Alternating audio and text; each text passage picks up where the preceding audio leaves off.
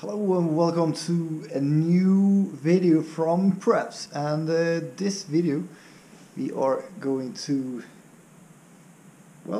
change the battery of this BMW car key fob.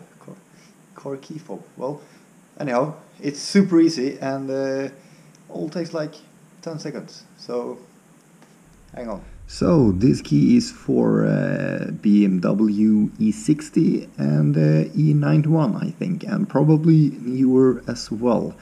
And this key is keyless, but both keys looks the same. So, well, all you have to do is to remove the key, and you can, with your finger, open this lid if you have strong nails, but I don't.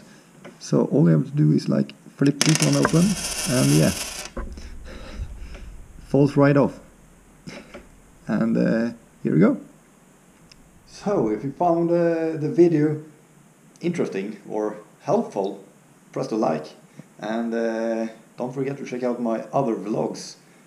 And yeah, do not forget to subscribe, because more videos is coming.